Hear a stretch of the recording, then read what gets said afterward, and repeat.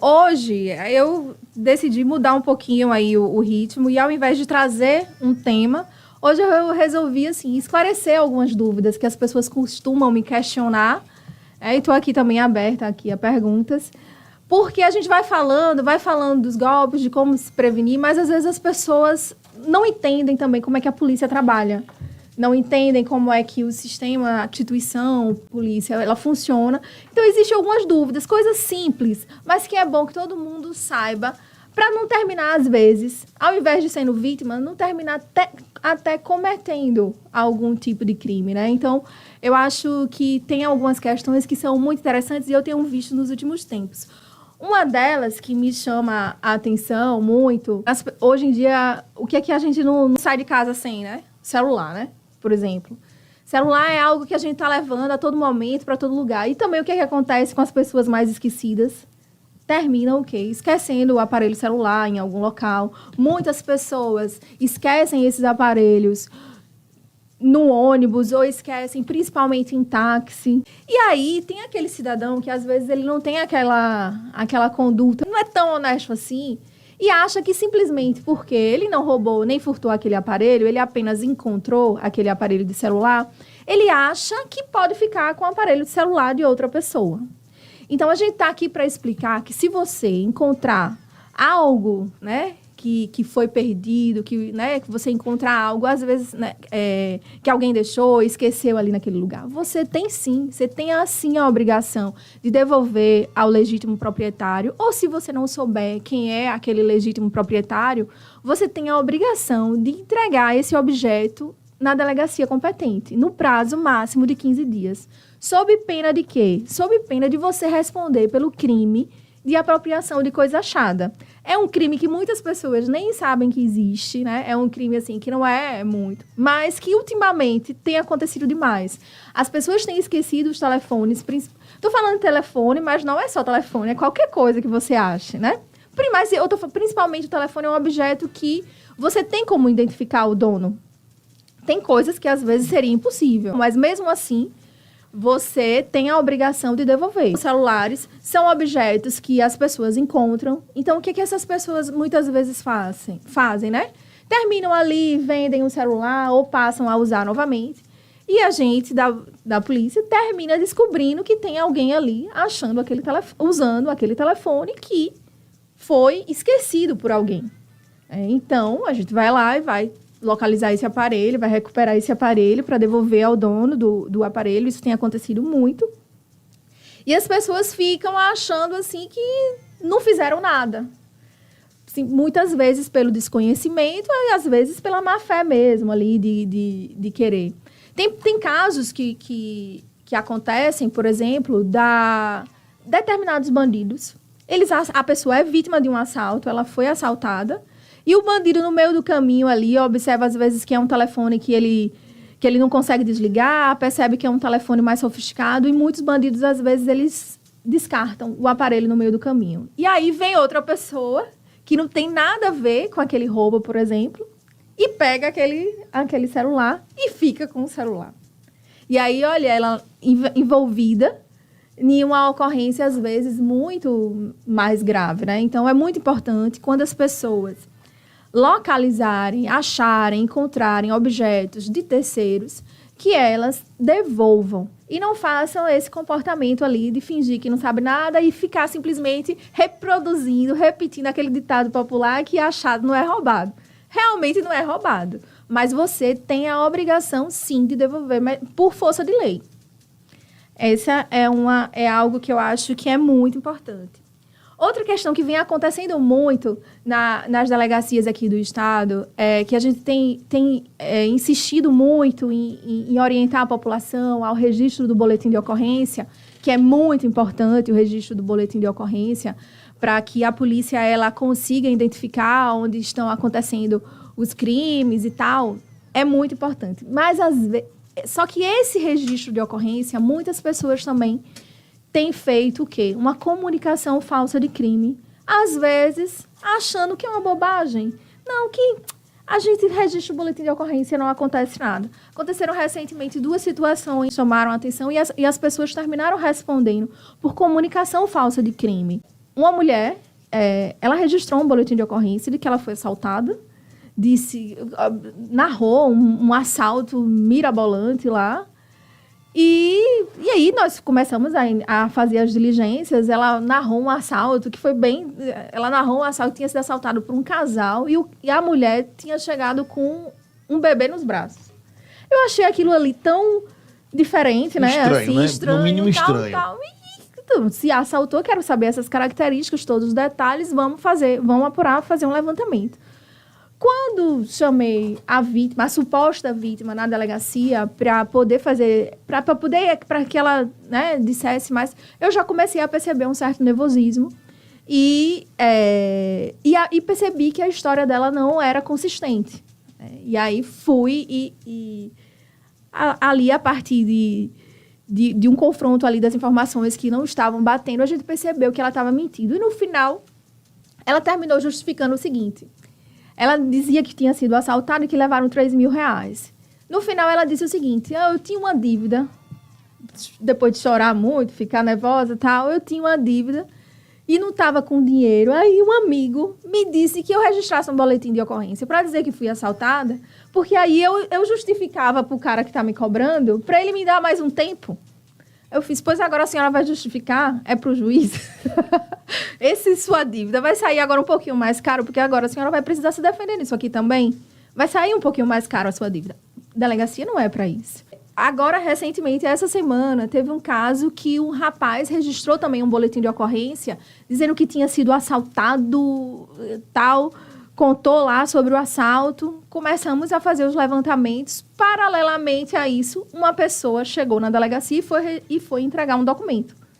Aí chegou na delegacia e quando a pessoa entrega um documento, a gente faz o registro disso. Não entrega de boca. Você não entrega de boca um documento ou um celular que você ache. A gente vai fazer um registro daquilo ali, de que tal pessoa achou tal. Então, a pessoa disse assim, olha, eu vinha de moto na frente, tinha um rapaz de moto na frente, e simplesmente eu vi quando a carteira dele caiu e os documentos dele caíram. Eu peguei, achei e estou trazendo na delegacia. Aí depois estou trazendo na delegacia para devolver. Ou seja, quando a gente foi fazer o levantamento daquele documento, percebeu que o cara tinha registrado uma ocorrência de que tinha sido assaltado. E, na verdade, ele não tinha sido assaltado. Na verdade, ele tinha apenas perdido aquele documento. E por que ele fez isso? Porque depois, né, fazendo o levantamento, porque eu não queria pagar as taxas para tirar o documento de novo. Enfim, quem vai pagar essa conta não vai ser a polícia. Quem vai pagar essa conta não vai ser a sociedade. Você vai responder por comunicação falsa de crime. Por quê? Porque esse tempo que a gente gasta para poder... apurar, fazer esses levantamentos, isso tudo a gente está desviando a atenção de casos que, de fato, realmente aconteceram. Então, as pessoas precisam ter responsabilidade com isso e precisam saber que existe punição para isso realmente também. Existe punição prevista em lei, né? Então, é muito importante que as pessoas entendam isso. A gente pede muito que as pessoas denunciem, falem, que contem, que façam denúncias, mas essas informações, elas precisam ser verdadeiras. Se você não faz de forma correta, se você mente, você está sujeito a responder por isso aí também. Doutora, para a gente interagir também com alguns ouvintes aqui, e antes disso, a pessoa que devolve tem algum direito, por exemplo, de alguma porcentagem ou de algum benefício daquilo que ele devolveu ou não? Não, ele tem o direito de não responder pelo crime de apropriação de coisa achada. Claro que se for algo de valor e que a vítima tem aí vontade de ressarcir ou retribuir de alguma coisa, aí fica na esfera ali entre a vítima e a pessoa que achou, se ela quiser retribuir de uma forma, né? É claro que não vai ter nada que impeça. Agora, um direito específico sobre uma porcentagem de valor, isso não. Né? Por quê? Agora, o fato dela não devolver, ela corre o risco, sim, de responder por esse crime e a depender do contexto que não tenha sido a pessoa achou, mas aquele objeto, às vezes, ele foi fruto, né, de um crime mais grave, como a gente já comentou aqui. Aquele objeto pode ter sido fruto de um homicídio, de um roubo. Você vai estar ali envolvido em algo que você vai precisar depois esclarecer e vai ser muito mais complicado, muito mais complexo. Doutora, Maria Helena, ela pergunta aqui lá da Soledade. Mulheres podem ser revistadas por policiais masculinos, ou seja, policial masculino pode revistar mulheres ou não? A preferência é que as mulheres sejam revistadas por mulheres. Agora, se for uma situação em que haja uma forte suspeita, aí ela vai ser revistada pelo homem que estiver lá no momento. O que não vai acontecer nos dias de hoje, principalmente com esse aumento muito grande que as mulheres elas têm sim contribuído e colaborado e praticado crimes também, de usar dessa questão para simplesmente ela não ser revistada. Ela vai ser revistada. Tem muitos casos de mulheres que usam, que estão com drogas, que estão com facas, com armas escondidas. Então, a preferência que vai ser dada é para que ela seja revistada por uma policial feminina. Mas, no caso de uma urgência, de uma necessidade, de uma forte suspeita, aí vai ser revistada por um homem mesmo. Quem eu devo acionar em caso de ocorrência de barulho, som alto? Aí agora, Cristiano também mandou aqui.